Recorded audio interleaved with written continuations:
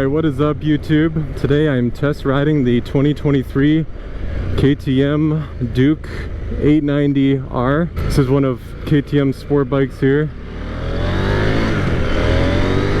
Oh man, that torque. That torque is insane.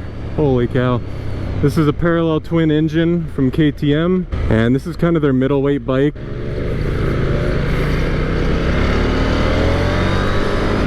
And yeah, it's got a ton of mid-range power, low and mid-range power right there. Feels very strong power-wise. And you don't really have to rev it out a ton to get that power. If I'm comparing this to the BMW R9T that I rented a few weeks ago, it seems a little bit more effortless to get that power out. So it seems like it just has power ready to go.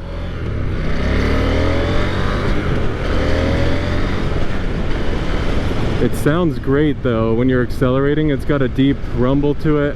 Everything is just very smooth. The throttle is very smooth on and off. Now if we're comparing to the Japanese bikes, the Kawasaki's in particular are a little bit on-off jerky throttle. Well, I rode the 390 Duke earlier and it was pretty smooth as well. This bike seems very smooth on and off the throttle.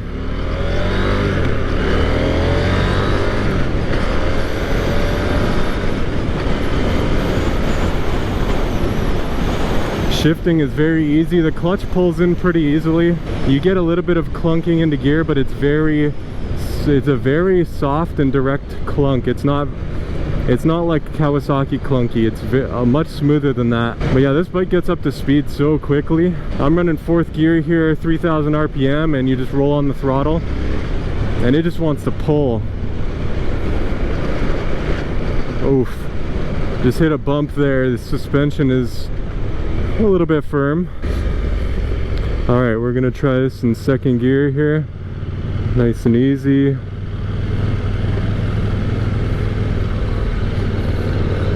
Yeah, it feels pretty easy to lean over. And coming out of the turn there, tons of torque, tons of power.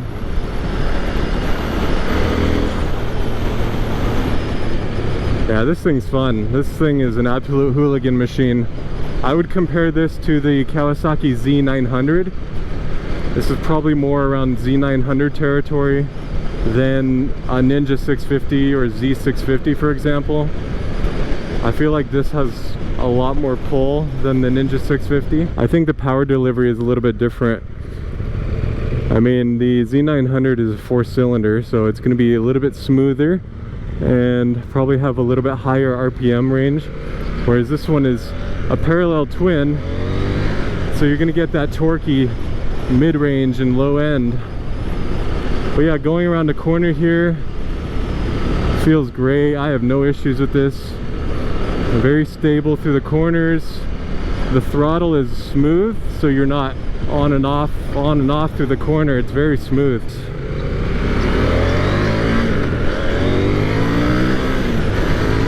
Oh yeah, shoot fast. Man, this bike is so smooth. Like going through the gears and everything, everything about it is smooth. Throttle, shifting, turning. It's just a smooth bike.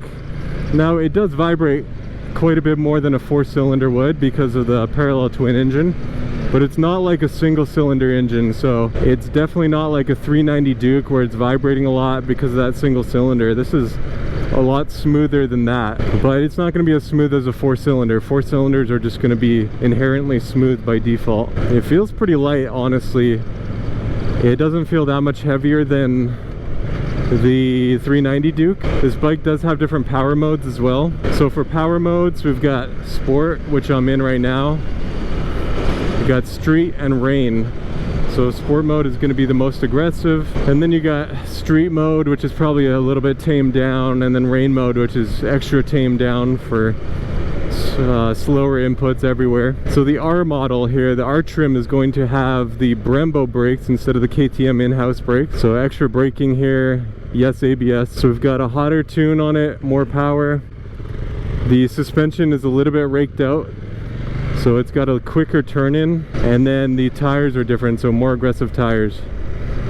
So that's a little bit of explanation on why the R trim is different from the regular A90 Duke. This model goes for about 12,900 MSRP. So I'm just gonna go over this straight over here.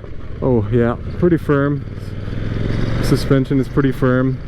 I've been jarred around a little bit going over some bumps here. It's not too uncomfortable at the moment. General riding, it's pretty comfortable when the road is smooth. Now this digital display is pretty nice. This is close to the same one that was on the 390 Duke, but this one has a few different things. Like you have your range for the gas. That's pretty cool. So it'll track your MPGs and give you a range output. That's really helpful on a bike if you want to tour on it, if you want to go on long rides. And we're in 4th gear and I'm getting on the throttle here, and it's just got a ton of torque still. You don't really need to downshift to get the power out of this, and that's kind of nice. I like bikes with a good power band. It seems like KTM is going to have some of the best power bands. It's all going to be low, mid-range power, and that's awesome around the city. A lot of the 4-cylinder sport bikes, super sport bikes, they don't have the power band for the city. You really have to rev them out to get any power, and then it's just not fun because you're never getting into that power band. The seating position is pretty comfortable. I feel like it's a little bit more aggressive than the 390, but it's probably very close, honestly. So we're sitting slightly pitched forward here, so I can almost flat foot it on both sides, which means that it's a little bit taller than the Kawasaki Z900 and the 390 Duke for sure. So I'm 5'11", so just keep that in mind. The seat height is a little bit taller than some of the other bikes, but the seating position is pretty comfortable. I feel like my arms are almost out all the way. I have a little bit of slack here. I don't think it'd be comfortable after 3 hours of riding, but I think it'd be comfortable for about an hour and a half at a time. The BMW R9T had about the same seating position, and I rode that one for 3 hours. This is my second KTM ever, so I've never ridden a KTM besides the 390 Duke I rode this morning and this bike here. And I feel like I've been missing out. KTM is making some good bikes these days. It sounds good. It's got a rumble to it. It's fairly easy to take off from a stop. The friction zone is very forgiving. It doesn't feel like it needs a ton of throttle. And the clutch pull is not as easy as the 390 Duke, so it's a little bit, you do have to pull it in, use more muscle to pull that in, but it's not uncomfortable yet. The brakes are definitely a lot firmer, so when you pull the brake in, you don't get as much travel with the brake lever here. It's very, until it engages, it's very short brake pull here. But having ABS and different ABS modes on here is very helpful.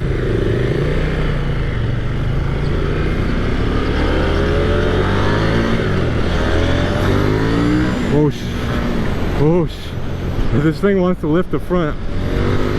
Oh my goodness, wow. I felt the speed wobble coming on. I felt the steering start moving around, so I got off it there. Wow, that's some torque right there. The BMW R9T did not have this kind of torque. I mean, maybe on paper, but the way it's delivered,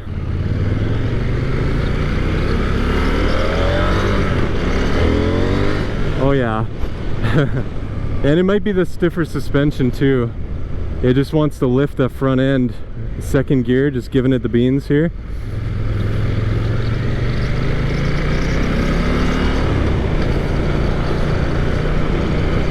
And we're going low speeds here. It's very well mannered at low speeds.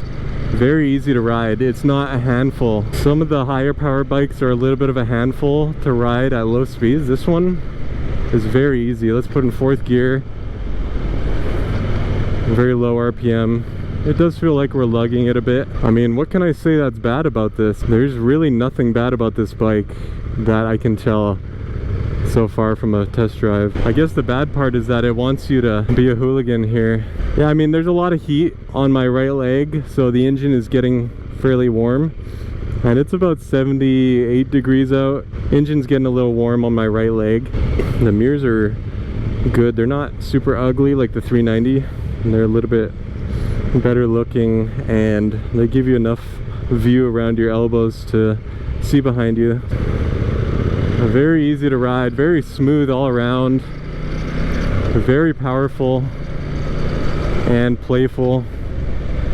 So I really like it. I don't have a ton bad to say about it. Now obviously if you're looking to buy this bike, I would go shop around and see what you can find for a little bit cheaper. I mean, the Z900 I think comes in under 10,000, so I think that's probably a much better deal price wise. If you really like KTM and you're really brand loyal to KTM, this is a great bike. Ooh, rough road there.